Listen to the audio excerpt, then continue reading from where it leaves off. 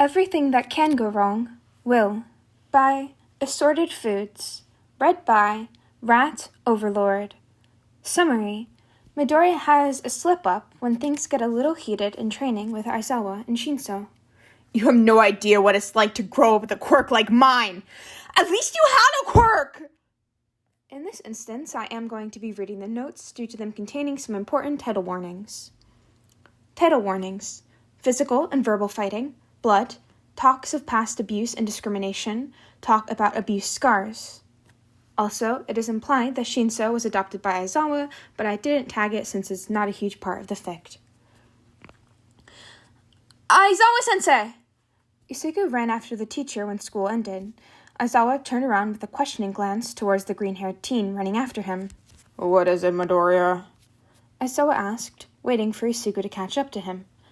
Could you help me with training?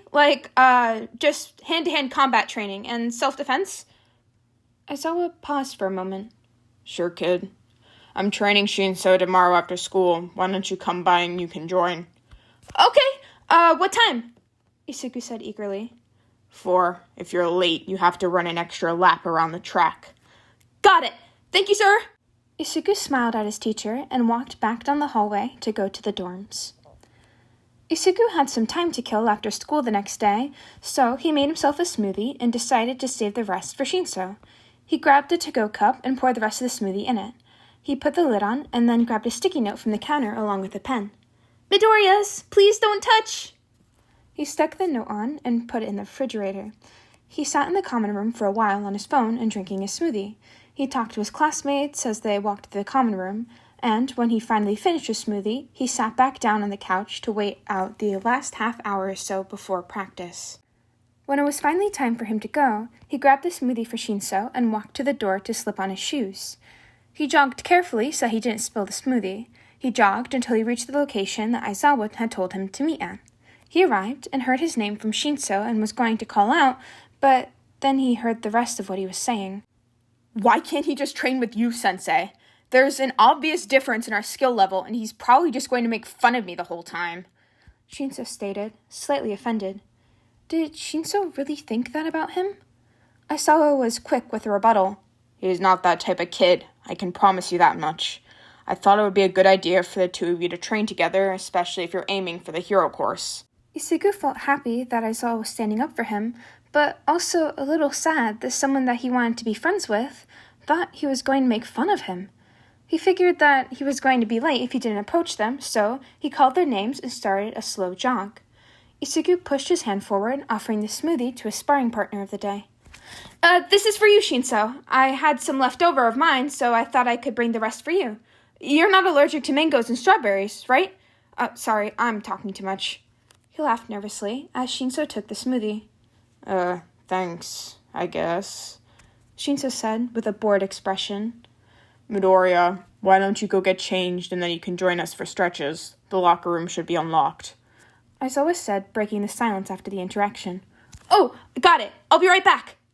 Isugu set his stuff down on the bench and jogged to the locker room. His time in the locker room was very little since he knew how to change quickly and he didn't like people asking about his scars. He jogged back to see his teacher and Shinso on the ground stretching out their legs. He joined them on the ground and followed along with the stretches. Good. Now that we're done, let's go on to our warm-up lap. Aizawa stood up and started walking back to the track. He tied his hair up into a bun and waited for the boys to join him on the track. Take it at your own pace. Isugu started off with a slow jog and gradually sped up until he was matching pace with Aizawa, Shinso just behind him. The group finished around the same time, and Aizawa announced what they'd be doing next. We're going to one of the indoor gyms so you guys can punch some bags and I can teach you guys some techniques on dummies. When we're done, we can come back out here so you can actually spar and I can teach some self-defense like you requested, Midoriya. Any objections? A simultaneous no came from both of the boys as they headed to the nearest gym. They set their stuff down at their own punching bags and then waited for Aizawa's next instructions. The bags are kind of tough, so your knuckles may bleed, but they'll bleed in an actual fight too, so you won't be using boxing gloves right now anyways. Now, watch what I'm doing. The boys watched carefully as Aizawa threw a solid punch at the bag and then repeated. They stayed in the gym for a while before Aizawa stopped them. Isugu looked down at his hands, and Aizawa was right. They were bleeding. He looked over at Shinso, who was in the same situation as he was. Let's find you some gloves to bring out. The three walked over to where the gloves were kept, and Aizawa pulled out 2 pairs of fingerless gloves with pads on the knuckles. He tossed them to the boys and told them not to put them on yet. We've got to bandage first to protect the already there wounds. They picked up all their stuff and followed Aizawa back outside to where they were before. He had the boys sit down on a bench as he carefully wrapped bandages around their hands and partially down their wrists. All right, you're good to go. Slip into the gloves and use some of the methods. Go back and forth between defense and offense. One of you throw a punch and the other try to defend. I'll give you some pointers. They got into position and Shinso threw the first punch. It caught Isugu off guard and Shinso landed a fist into his jaw. Damn, that was strong, Isugu complimented.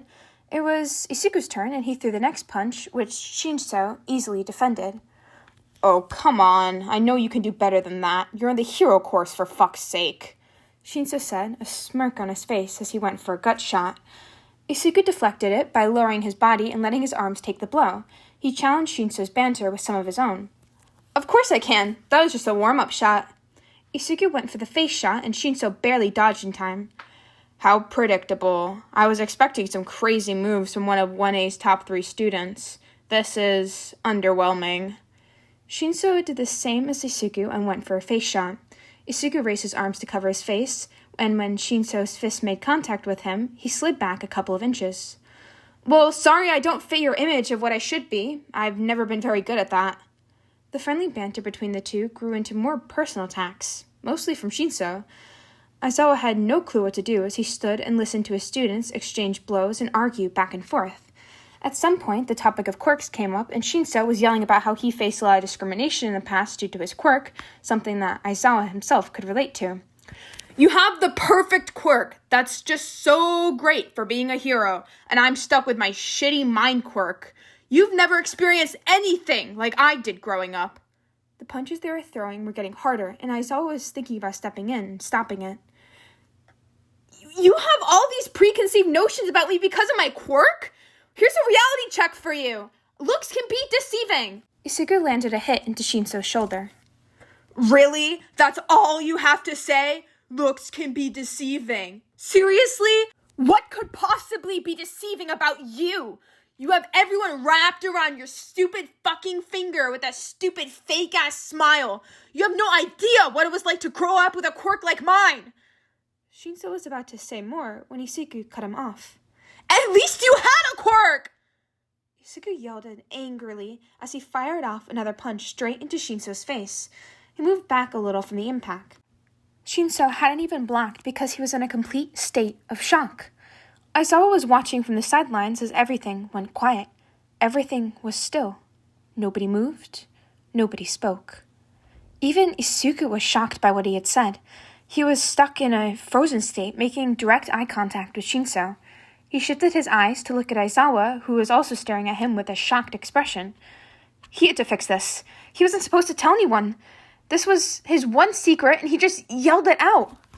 I mean, just because some other people don't, and I know what they go through, similar things. Isugu shifted his gaze around, never looking directly at either of them. He really fucked up this time. Shinso, I'm really sorry for punching you in the face. I thought you would block, and I'm sorry. I need to go. Thank you for letting me train with you, Sensei, and you too, Shinso. Isugu swallowed hard and walked towards the bench to take his gloves off and get his stuff. He fumbled with the Velcro a few times before finally getting both gloves off. Damn shaky hands, he mumbled to himself. Midoriya, wait. He felt a strong hand on his shoulder, and he recognized it as Aizawa's, and he didn't turn around. Yes, Sensei? I need you to tell me. Were you quirkless growing up? If I say yes, are you going to expel me? He asked, shyly. Now, why would you think that? My job as a teacher is to create a safe environment for my students. Isugu laughed. He actually laughed at that statement. He thought, he must be joking. Sure, Isugu felt safe with Aizawa, at first, But a teacher's job being to create a safe environment, that must be some kind of sick joke. Why are you laughing? I'm being serious. If you were quirkless, I need you to tell me, because I've been treating you like you've had your quirk your whole life. Training-wise, obviously. It's funny, because you're the only person who's ever said that to me. Midoriya, what? Shinso was talking to him this time, and Isugu looked back at him to see that his nose had a heavy flow of blood. Sensei, we need to go recovery, girl. Shinso's nose is bleeding a lot. It might be broken.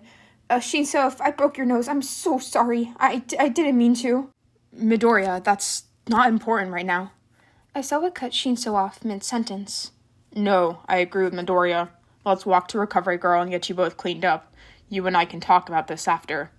The trio walked into the main building and down the long hall to recovery girl's office. Aizawa knocked on the door, and Isugu could feel his anxiety building up. Recovery girl opened it and made a face when she saw Aizawa accompanying 2 injured students. She sighed and ushered them inside. What's happened? Training got a little heated and Shinso didn't block when Midoriya threw the last punch. Aizawa explained with a tired expression. Oh dear. Well, let's get you both checked out. Shinso, how does your nose feel? It kinda hurts a little. Shinso rested his hands on his legs as he sat on the bed, waiting for the nurse to be done checking him out. I'm so sorry, Shinso. I really didn't mean to hurt you, and I thought you were going to block it. The guilt that Midoriya felt completely went over Shinso's head, as he was just curious about their discussion earlier. Midoriya, I literally don't care about that. Recovery girl's quirk is gonna fix it. It's fine. Hey now, don't you take advantage of me just because of my quirk. I will obviously heal you, but try to avoid injuries like this. Got it? That goes for both of you. Yes, ma'am, both boys said. Midoriya, it doesn't look like you have any major injuries, but I can guarantee that you will have bruises, so ice those and relax when you get the chance tonight. Isugu nodded. And Shinso, same for you. I want you to come back tomorrow before and after school so that I can check up on your nose. I'm not going to be able to work with my gear for a little while, am I? Shinso asked, already knowing the answer. If everything goes well with healing, you should be able to use it in only a few days. Recovery girl turned away from the students. I have some papers to fill out now, so you can hang around a little bit longer, but you'll have to leave eventually. Actually, I wanted to have a talk with you and Midoriya. Aizawa glanced down at Isugu. She already knows, but if we're going to talk about it, could Shinso stay? I feel like I owe him an explanation. What do I already know about? Recovery girl joined the conversation again. Well, you have access to my medical files, so you know that I was... He hesitated to finish the sentence. Quirkless? Aizawa offered as an answer. Isugu flinched slightly at the word. He had never heard his teacher say it before. Now, is that going to be a problem, Shota? The older woman sent a threatening look at his teacher. She didn't know what his stance on quirkless people was, after all. No, why would it be? Aizawa defended himself. He watched Isugu relax slightly at those words. Recovery girl also saw how Isugu relaxed and decided it would be okay to talk a little bit more. Yes, Midoriya, I do have access to your files. Not like there's much in the file, but I do have it, in fact. Actually, now that I think about it, I built most of that file. Can you pull it out for me? Aizawa asked, folding his arms over his chest. Sorry, Shota, I cannot do that. And why's that? Oh, come on! You're a smart man. I shouldn't have to spell it out for you. Medical files are personal. Giving up that kind of information is illegal. Of course, you could get permission from Midoriya Inko to read the file, or you could just talk to Midoriya. I'm sure that he's been itching to talk to somebody about it for quite a while now. Her gaze swept over all of the guys in the room. I still think I should have been told about something as important as this. I've been pushing him like he's had his quirk his whole life. Midoriya, have you even had quirk counseling? I don't know what that is, so I'm gonna assume no. Isugu replied sheepishly. While I agree with you, Shota, the decision was not left up to me. If you're going to have a talk about that, you have to chat with Netsu. I don't think it matters anymore, but I wanted to tell you a little about when I got my quirk, Aizawa-sensei. Shinso, you can stay too if you want. You don't have to, but you can. Isugu gave Shinso a lopsided smile. Shinso only nodded in acknowledgement. Recovery Girl gave him a skeptical look, wondering if he was going to tell them about One For All. So, quirkless. I was quirkless for most of my life. My quirk actually developed around the day of the entrance exam. The doctor said that if I had come in any earlier, my limbs would have blown off, so that's cool. Isugu laughed nervously. Shinso let out a long breath. Aizawa rubbed his face with his hands, and Recovery Girl just stood there since she already knew all this information. And, Sensei, I'm sure you've read the statistics on quirkless populations. He didn't want to spare the teacher a glance after saying that. I have. Are you telling me that you fall under some of those categories? Maybe. This time, Isugu looked over at Shinso. He noticed something different about the boy. He saw the long, light-colored scar running diagonally down his cheek. He briefly wondered if it looked the same on the other side, and what could cause something like that. Soon he fell down a rabbit hole and zoned out. Hey, Midoriya. Shinso waved a hand in front of his face. You zoned out for a minute there, kid. Isugu turned his head to Aizawa. What's going on in that mind of yours? Oh, sorry, it's nothing. Just thinking. Hey, Shinso! If he wanted answers, he was going to just have to ask at some point. Yeah? Sorry if this comes off as an insensitive question, but I noticed your, He made a motion on his cheek, indicating where the scar he saw was. And I was wondering what happened. Isugu looked back down at his lap and fidgeted with his hands. Oh. Shinso looked down at his own lap and chewed on the lower lip before looking up at Aizawa. You don't have to talk about it if it's a heavy topic. Seriously, I understand. Maybe not exactly, but I do. Isugu said, popping his fingers. No, it's fine. It was a while ago. It doesn't bother me as much anymore. Shinso took a deep breath before continuing. When I was in the foster care, there was one family that used to muzzle me so I couldn't talk. So now I have the scars. I got out of there, though, and that place got shut down. Those people got sent to jail, and I was adopted, so it's okay now. I'm sorry that happened. I'm glad you're adopted, though. They treat you good, right?